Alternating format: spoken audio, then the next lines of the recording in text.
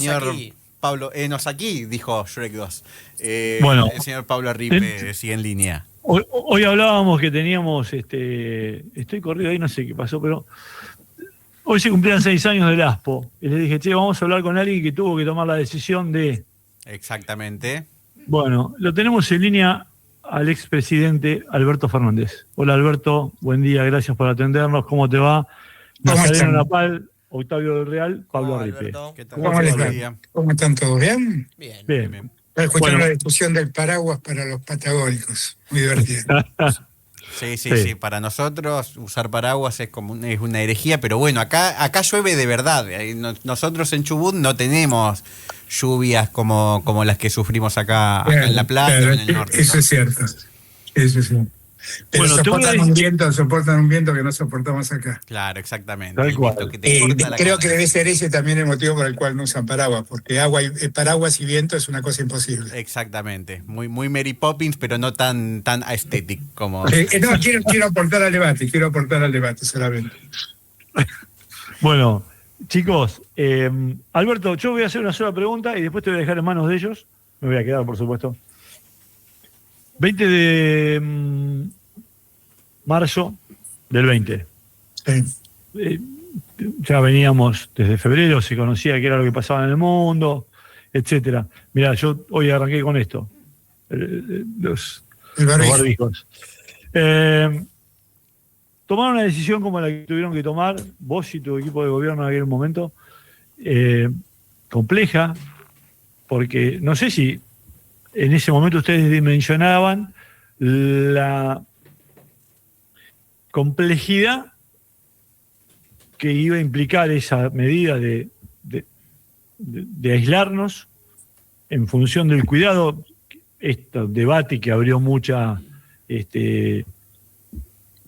o amplió la grieta, o abrió una nueva grieta con respecto a si estuvo bien, estuvo mal y demás. Yo no hace falta que diga de qué lado estoy, pero porque estuve siempre y apoyé el ASPO, más allá de todo.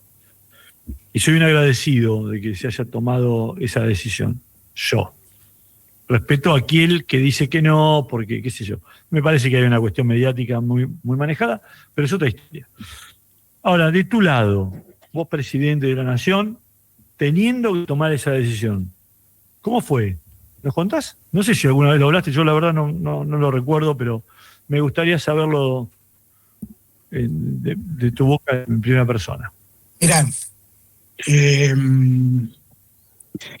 la primera reflexión que yo suelo hacer es que la pandemia ha sido un hecho muy doloroso para toda la humanidad, absolutamente para todos, y muy traumático para toda la humanidad, no solamente para un presidente o un gobierno, para todos, absolutamente para todos. Las cosas que les pasaba a la gente, les pasaban a mis ministros, a mis secretarios. Esa angustia la vivimos todos, absolutamente todos, y por eso todos también nos costó mucho aceptar esa realidad a la que nos imponía la pandemia. Yo me acuerdo perfectamente ese día, porque había llamado a una reunión de gobernadores de urgencia, y terminó una reunión con un grupo de médicos, sanitaristas que había armado Ginés, y había hablado a la mañana con el presidente de la Organización Mundial de la Salud, y bueno, y todos me decían, esto ya empezó, es imposible de parar porque no sabemos cómo pararlo, y el único modo que existe es aislar a la gente, porque la única evidencia que tenemos es que el nivel de contagio que tiene el virus es enorme. Hablé con los médicos y después me acompañaron durante toda la pandemia. Siempre voy a estar agradecidos a todos y todas ellos.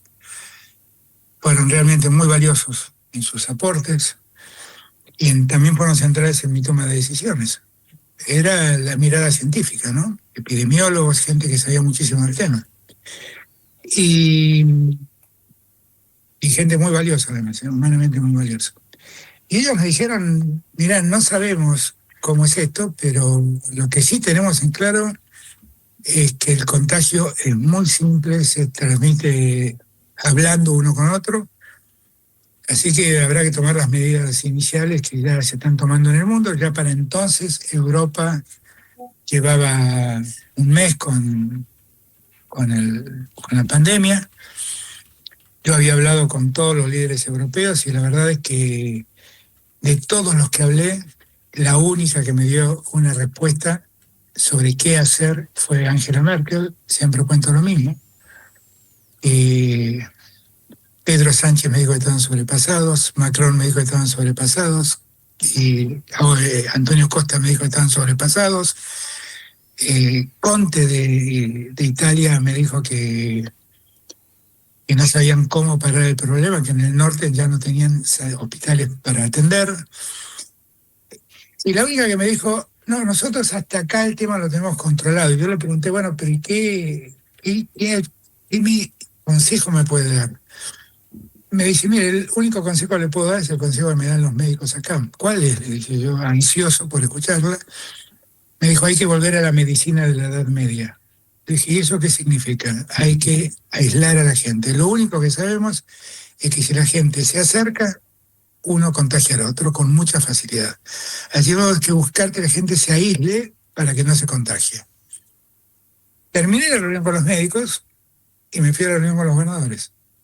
Y ahí les dije, a partir de ahora voy a dar una cadena nacional y voy a informar que a partir de las 12 de la noche se frena toda circulación, empieza el aislamiento social preventivo y obligatorio que era el ASPO. Y fue una medida que no fue mía, era absolutamente lo que se tomaba en todos los lugares del mundo. En el lugar donde se inició, que es China, tenía un nivel de dureza impresionante. Y en toda Europa se hizo exactamente lo mismo. El que no lo hizo fue Boris Johnson. Uh-huh. Porque también afloró en ese momento una teoría médica de algunos médicos que los libertarios compraron mucho. Macri, por ejemplo, que me llamó para que lo hiciera, que era lo que ellos llamaban inmunidad de rebaño. ¿Qué significaba esto? Bueno, no, dejá que toda la vida siga igual, que se contagien los que se tengan que contagiar, que se mueran los que se tengan que morir, y después ya todos quedarán inmunizados para seguir adelante. Que a mí me parecía una solución espantosa en términos humanitarios, de una frialdad escalofriante. Y por ese motivo no lo escuché. Y ahí fue la famosa frase, famosa porque le hicieron famoso a ustedes, no porque sea muy, muy valiosa, que yo decía, miren, yo un PBI que cae lo puedo resolver al año siguiente, pero una vida que cae la perdí para siempre. Así que yo privilegio la salud antes que la economía. Y así empezó el ASPO. Una medida tomada con el acuerdo de Ginés, con el acuerdo de Carla, con el consejo de todos los médicos, después de escuchar todas las opiniones de los líderes que ya padecían desde hacía días el problema de la pandemia. Bueno, ya está. Chicos, está Alberto para que ustedes le pregunten. Ya está, ya la respuesta la tenemos, creo que es completa, es clara. Fue difícil seguramente. Si quieren abordar ustedes por ahí alguna cosita más, preguntarle algo más de ASPO y después vamos a la actualidad, si te parece, Alberto. Fíjate un detalle más, porque yo dale. A veces escucho decir a algunos opositores que tuve y que tengo, gracias a Dios, que piensan muy distinto a mí, y gracias a Dios me encanta diferenciarme de ellos, y ellos hablan de la cuarentena más larga del mundo. Toda una ficción, absolutamente falso. Primero, nunca hubo cuarentena acá, hubo un aislamiento social preventivo, pero nunca hubo cuarentena. De hecho, desde el primer día hubo un montón de actividades que se consideraron esenciales y que siguieron actuando. Empezaron además a trabajarse con protocolos en distintas actividades. Entonces, eso de la cuarentena más larga del mundo fue una cosa impuesta por la oposición, con la ayuda de Clarín, de La Nación, de todos esos medios que son afines ideológicamente al conservadurismo. Eh, pero a mí lo que siempre me llama la atención es que muchos dicen, él utilizó la cuarentena porque le daba un rédito político. Y yo siempre me pregunto, ¿puede ser alguien tan imbécil para pensar que otorga un rédito político decirle a alguien quédate encerrado en su casa?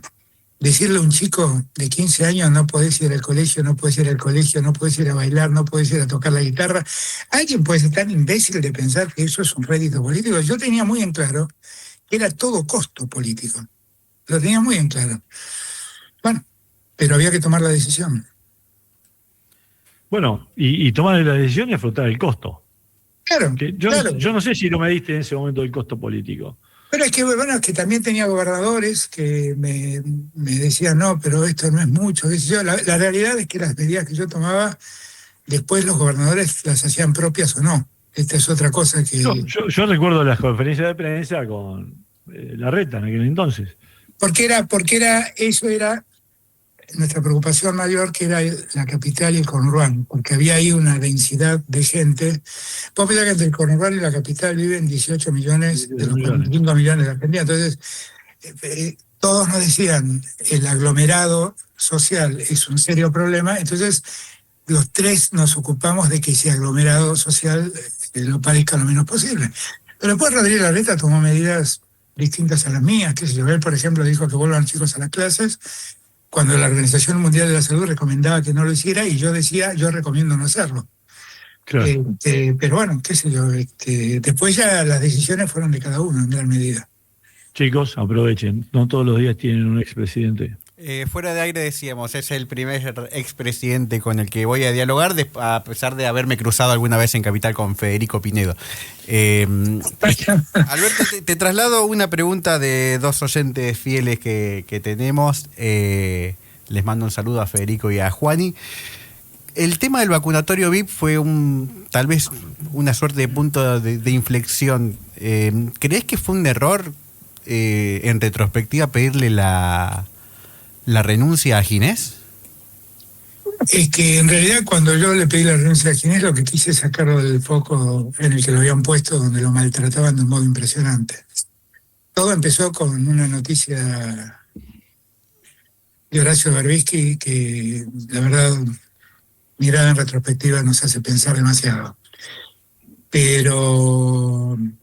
la verdad quiero aclarar que me dolió muchísimo perder un hombre de la talla de Ginés, con quien seguía hablando hasta los últimos días de su vida, a pesar de que él siempre me reclamaba, ¿por qué no me diste la oportunidad de defenderme? Y entonces yo le decía, no te di la oportunidad de defenderte porque ya tenía 3 balazos en el cuerpo.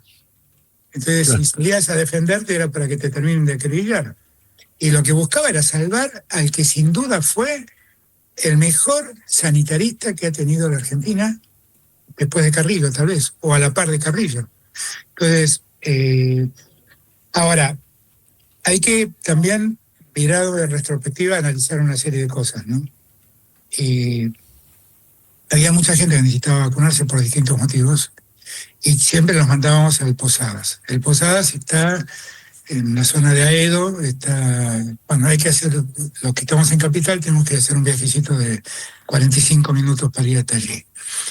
Y en algún momento Ginés habrá pensado que, bueno, vamos a hacerlo más fácil, tengamos algunas vacunas en el ministerio, y para esos casos de urgencia le decimos vengan acá y vacúnense acá. Y no los mandamos allá. Ese fue el verdadero sentido del vacunatorio VIP. Pero hay que aclarar que no se vacunó a nadie que no debiera recibir la vacuna. O sea, todos los que se vacunaron estaban en condiciones de recibir la vacuna. Y algo que también... Aldre Iglesias, Dualde, Berbisky, Tayana, todos tenían la edad que se había marcado como condición para recibir la vacuna. Entonces, el vacunatorio VIP fue una canallada de la prensa y era lo VIP. Y bueno, lo VIP era que, bueno, te evito el viaje hasta Edo. Eso es lo VIP. Y algunos inclusive fueron allí por una cuestión de urgencia.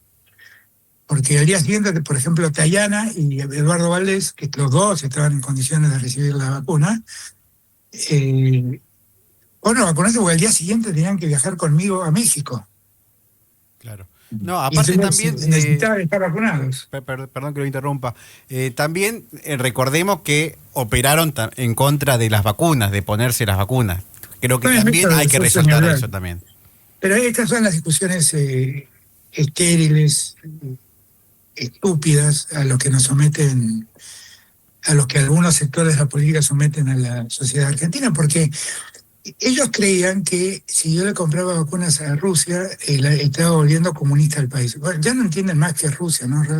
Rusia de comunista no le quedó ni la bandera, con eso les digo todo, ni la bandera les quedó. Ahora, cuando vos miras el resultado, me dicen, no, bueno, porque no quiso comprar la Pfizer. No, no quise que Pfizer me estafe a los argentinos. Yo le dije a Pfizer, no, mirá, todas las vacunas eran dadas sin la fase 4. La fase 4 es la fase donde ya la vacuna es probada en seres humanos. Pero como el tiempo apremiaba, se aprobaba la fase 3 y se empezaba a dar la vacuna. Y eso siempre implicaba un riesgo. Siempre implicaba un riesgo. Entonces lo que te pedían los laboratorios es, bueno, corre vos con el riesgo de si la vacuna no funciona como corresponde. Y los estados aceptábamos eso, porque era entendible lo que planteaban. Ahora, lo que Pfizer me pedía además era un montón de garantías insostenibles. O sea, era garantizar, poner todos los bienes del Estado, el patrimonio del Estado y la riqueza de la Argentina al servicio de Pfizer. Eso lo discutieron fundamentalmente Vilma Ibarra hasta que Pfizer aflojó. Y cuando Pfizer aflojó, le compramos las vacunas. Ahora, si vos le preguntás a la gente cuál es la vacuna que más se dio en Argentina, la gente está convencida que la vacuna que más se dio fue la vacuna rusa. Y a todo esto quiero aclarar que con el tiempo quedó demostrado que fue la más eficiente en términos de inmunidad de todas las vacunas que se dieron, ¿eh? La más eficiente, claramente. Ahora, ¿cuál es la vacuna que más se dio en Argentina? Dimos 130 millones de dosis. ¿Cuál fue la vacuna que más se dio? Pfizer. Pues cuando Pfizer accedió, se lo compramos sin problemas. Pfizer, Moderna, eran todas vacunas americanas. La realidad es que AstraZeneca, que había sido hecha por la Universidad de Oxford, en Inglaterra, con un laboratorio, no me acuerdo cuál era, en fin, nosotros no elegimos precisamente por una cuestión ideológica. El que tenía vacunas que estaban probadas por eficientes, fuimos y se las compramos. Alberto, hablaste hablaste de chicos de 15 años que atravesaron el ASPO en una edad muy particular, gente grande que por ahí atravesó momentos que lo hubieran pasado de otra manera, gente que la pasó muy mal. ¿Qué le dirías hoy a quienes atravesaron momentos realmente muy difíciles durante el aislamiento? Y principalmente en retrospectiva, si hay alguna decisión que hoy con el diario del lunes, sabiendo cómo fueron algunas cosas, si lo hubieses tomado de otra manera. No, yo en primer lugar, hay que entender cómo es la dinámica de una pandemia. De una pandemia de esta característica, porque no es una pandemia de sarampión donde sabemos cómo controlarla, ¿no? Es una pandemia de una enfermedad desconocida, de un virus desconocido, letal para ciertas condiciones físicas de un ser humano, sobre el que no existía nada, no existía ni antibiótico, ni remedio, ni antiviral, ni vacuna, no existía nada, ni siquiera se sabía muy bien qué era el virus. Entonces, es muy difícil en esas condiciones decir qué hubieras hecho distinto, porque lo que estás haciendo con esa pregunta es pidiéndome que revise lo que hice sin tener en cuenta el contexto. No. Era si había algo en particular que... Claro, pero voy a esto. El contexto era un contexto de permanente incertidumbre. O sea, no era que a mí se me ocurrió decir que los chicos no vayan al colegio. Era haber leído un informe de la Organización Mundial de la Salud que explicaba que aunque los chicos eran los que menos riesgos corrían, eran los principales transmisores del virus. Entonces iban a su casa y contagiaban. Entonces, era muy difícil porque era como caminar sobre un pantano, no sabías cuándo pisabas y te hundías, no sabías, y nadie te lo podía prevenir.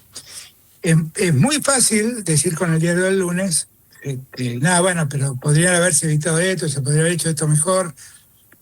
La verdad es que cuando vos revisás las cosas en el mundo, los antecedentes en el mundo, la Argentina es el país que es reconocido por la ciencia como que mejor trató la pandemia en América Latina.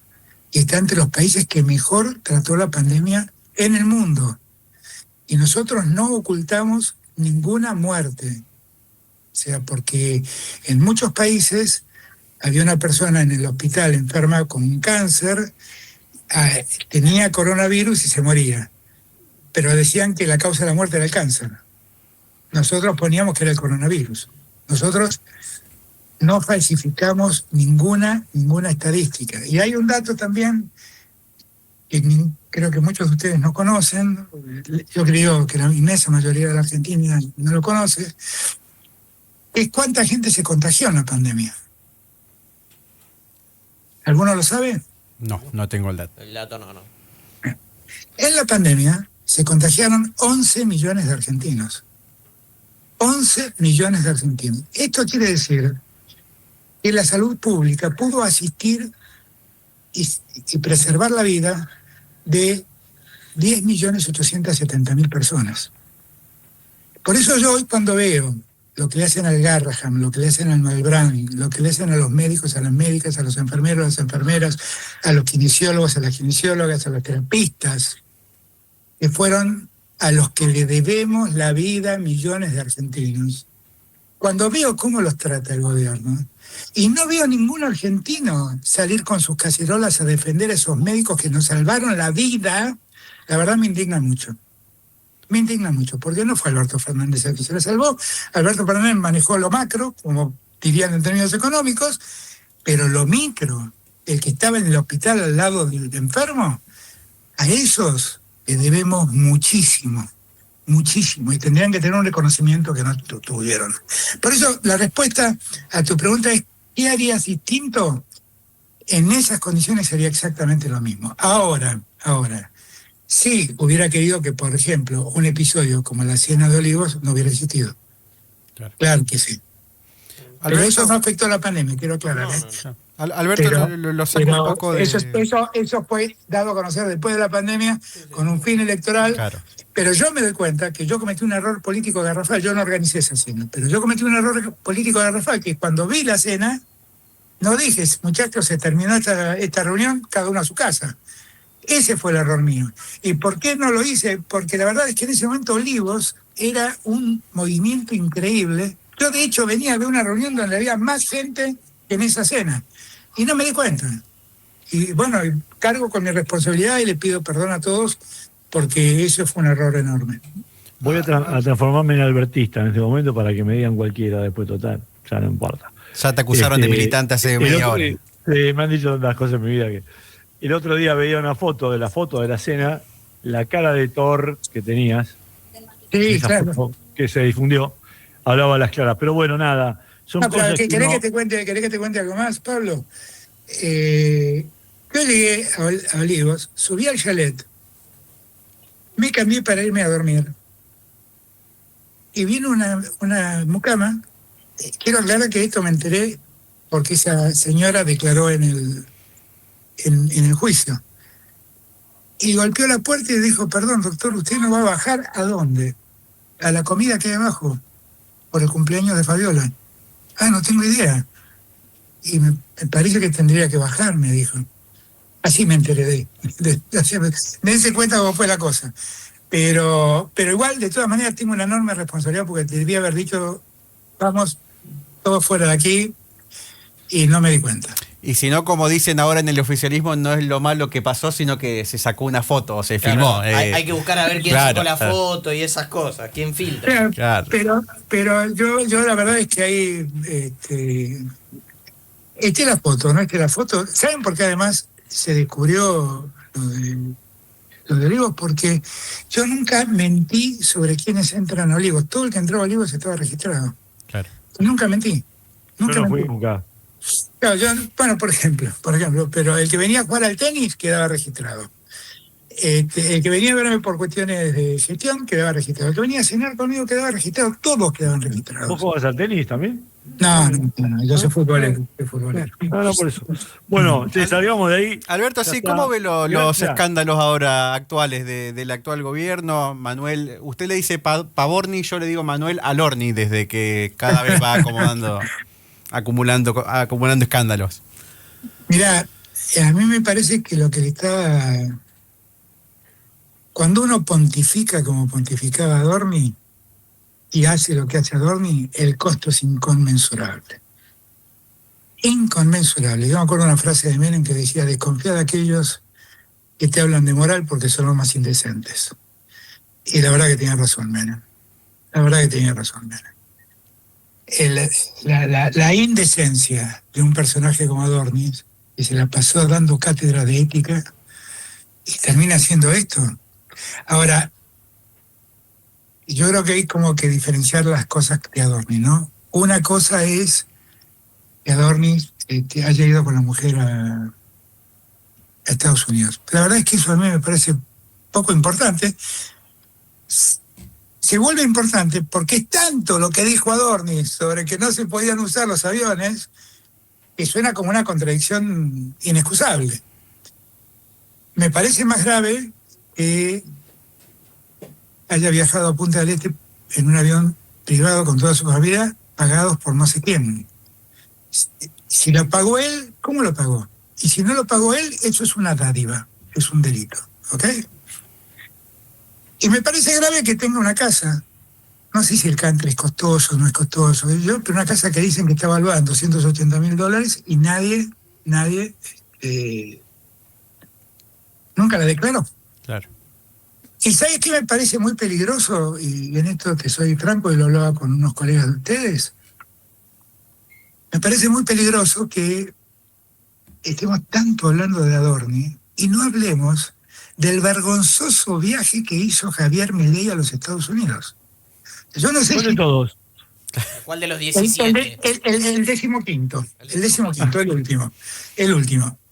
Mirá, voy a firmar un acuerdo que no sé si es un acuerdo, porque lo que nosotros vimos en imágenes es un presidente de los Estados Unidos sentado en un escritorio firmando no sé qué, con un montón de presidentes que hacían las veces de Cádiz y le aplaudían y se morían porque le regale un fibrón.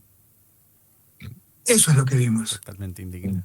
Sí, sí. Realmente no tengo idea qué fue a hacer a los Estados Unidos, no tengo idea qué firmamos, si firmamos algo, porque Milei no pareció firmar nada, el que firmó fue Trump. Sentado, como si fuera un rey, y la corte que operaba como clac, aplaudiendo las cosas que hacía Trump. Pero además se fue a una universidad a decir, en este contexto del mundo, que él era el presidente más sionista del mundo y que estábamos en guerra y le vamos a ganar la guerra a Irán. ¡Wow! Miren, el presidente está mal, está psicológicamente mal. Y lo que tenemos que tomar noción es que hay que hacer algo porque estamos en manos de una persona que no está en su sano juicio. Porque nadie en su sano juicio dice semejante cosa. Ahora, ha logrado que estemos todos hablando de Adorni y no hablemos de lo que ha dicho. No conforme con eso, se fue a España y siguió diciendo las mismas barbaridades.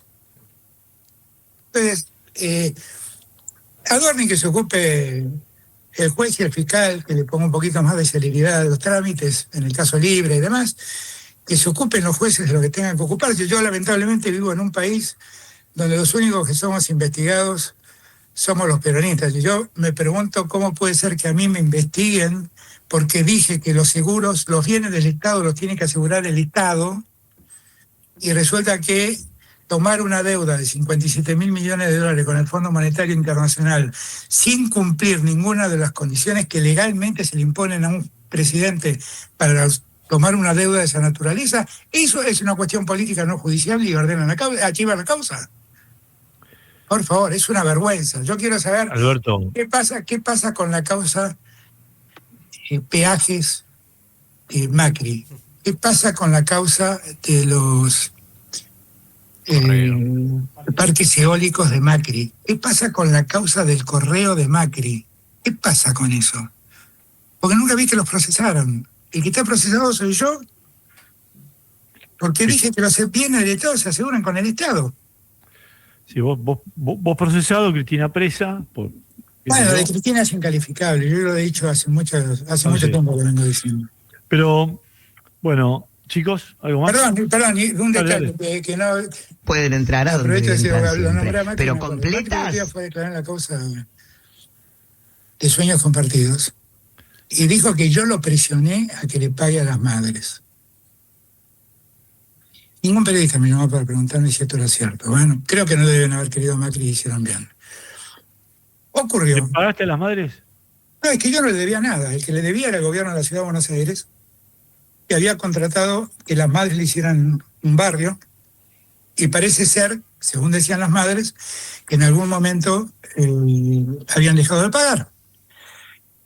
Y entonces las madres empezaron, creo que el que le adjudicó las obras a las madres me parece que fue Tellerman, el tiempo que fue jefe de gobierno después de sucederlo a Ibarra, y cuando llegó Macri no quería Macri pagarle a las madres. Y las madres habían tomado como método de reclamo ir a la catedral, que en ese momento estaba frente a la casa de gobierno del jefe de gobierno, y allí expresaban su queja. Y eran, como era la madre, como era Eve, era muy vehemente. Entonces empezó Macri a pedirme que yo con la policía desaloje a las madres. Y yo le decía, yo no voy a desalojar a las madres, yo no lo voy a desalojar, ¿no? No, bueno, pero andá, correlos con la policía, mandale, tirarles un chorro de agua. No, yo no voy a hacer eso con las madres, olvídate.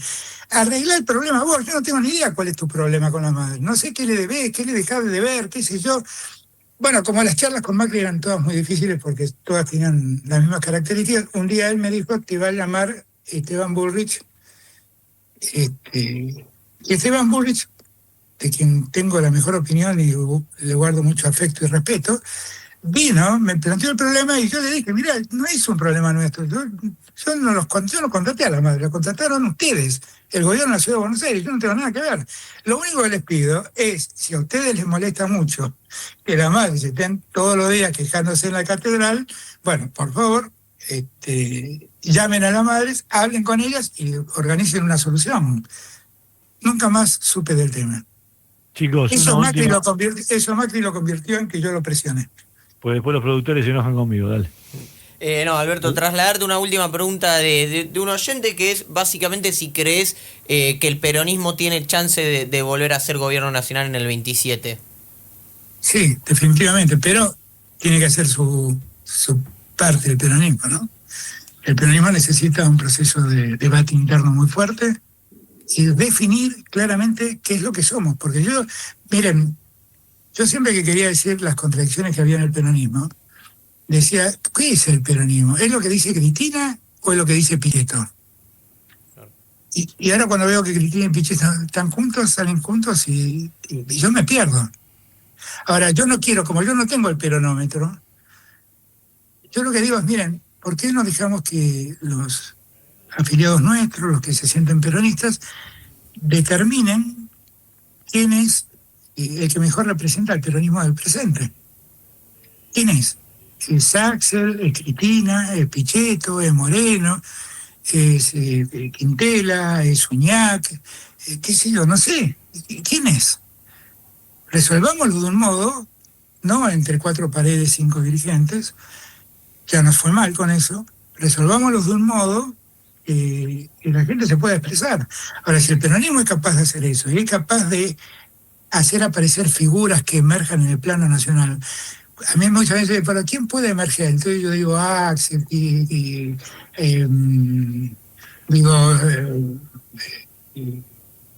Catopodis, digo Ferraresi, digo Echarren, que es un chico del interior de la provincia de Buenos Aires, que es maravilloso, hablo de Quintela, hablo de Uñac, Bueno, no sé, hablo de gente que están en planos locales y que tienen que saltar al escenario nacional. Eso es lo que digo.